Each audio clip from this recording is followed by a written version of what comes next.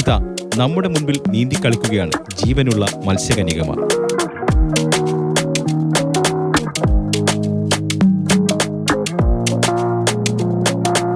മത്സ്യകന്യകമാരെ കണ്ട കുട്ടികൾക്കും പ്രായമായവർക്കും ഒരേ കൗതുകം.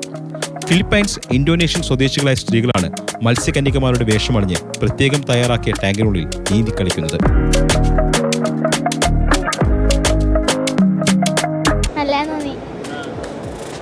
നല്ല രസമുണ്ടായി.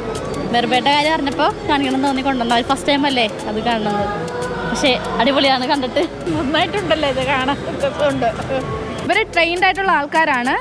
കുറഞ്ഞത് 1 മിനിറ്റെങ്കിലും ഇവർ വെള്ളത്തിനടിയിൽ സ്പെൻഡ് ചെയ്യാറുണ്ട്. പിന്നെ നേരെ മേലേക്ക് പോയി ബ്രീത്ത് എടുത്തതിന് ശേഷം വരും. ചിലവർ നല്ല ബാക്ക് ഡൈവ് ചെയ്യുന്നവരുണ്ട്, ചിലവർ സ്ട്രൈറ്റ് ഡൈവ് ചെയ്യുന്നവരുണ്ട്. അങ്ങനെ ഓരോരുത്തർക്കും സ്പെഷ്യൽ ഐറ്റംസ് ഉണ്ട്. എങ്ങനെയുണ്ട്? സൂപ്പറാണോ?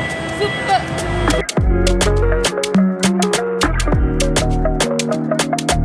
പ്രത്യേകം സജ്ജമാക്കിയ അക്വേറിയത്തിൽ വിവിധയിനം വളർത്തുമീനുകളെയും അലങ്കാര മത്സ്യങ്ങളെയും കാണാം.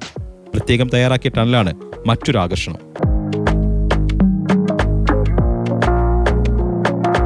ഇത് അക്രലിക് ഗ്ലാസ് ആണ്, സാധാ ഗ്ലാസ് അല്ല, ഇത് ഫൈബറാണ്. അപ്പം ഇതിന് ഒരു ഗ്ലാസ്സിന് തന്നെ ഒരു 80 ലക്ഷം ആ ഒരു കോസ്റ്റ് വരും.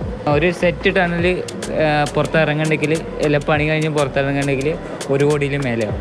സെപ്റ്റംബർ 29 വരെയാണ് മറൈൻ ഷോ സംഘടിപ്പിച്ചിരിക്കുന്നത്. മാതൃഭൂമി ന്യൂസ്, കൊച്ചി.